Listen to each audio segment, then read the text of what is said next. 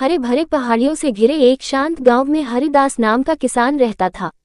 वह साधारण किसान था, लेकिन दिल का बहुत बड़ा और बुद्धिमान।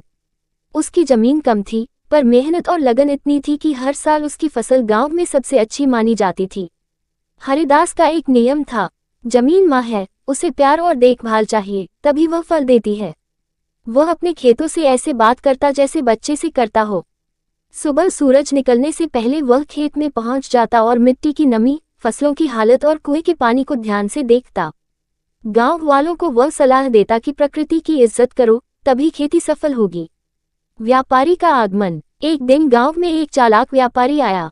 वह चमकदार कपड़ों में था और उसके हाथ में एक बड़ा चमचमाता डिब्बा था।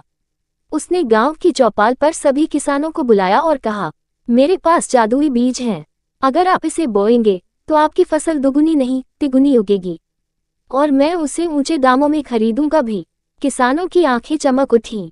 इतने अच्छे प्रस्ताव को सुनकर वे उत्साहित हो गए।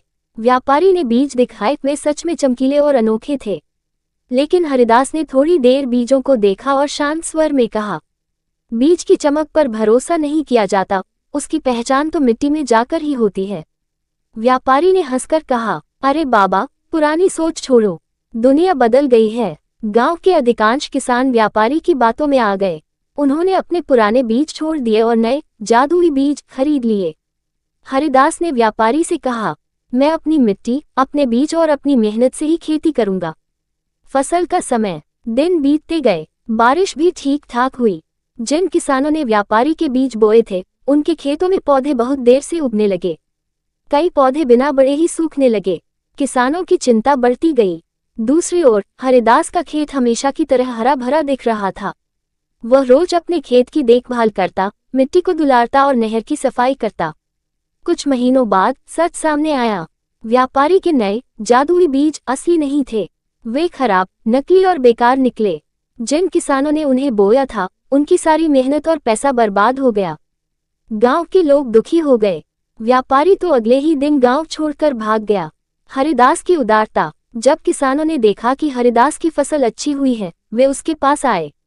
दिल टूट चुका था, उम्मीदें खत्म थीं। हरिदास बोला, मैं अकेला खुश कैसे रह सकता हूँ जब मेरा गांव दुखी है। उसने अपनी फसल का बड़ा हिस्सा गांव वालों में बांट दिया। कुछ किसानों को बीज दिए, कुछ को अनाज, बच्चों को दाल चावल और बुजुर्गों को राशन। उसकी उदारता देखकर गांव वाले रो पड़े। गांव की नई शुरुआत। अगले साल से गांव के सारे किसान फिर से अपनी पुरानी खेती की पद्धति पर लौट आए। अब वे किसी चमक दमक वाले वादे पर भरोसा नहीं करते थे। गांव की मिट्टी, मेहनत और विश्वास ही उनके असली साथी बन गए। और हरिदास, वह गांव का सबसे सम्मानित किसान बन गया। सीख। लालच की चमकदार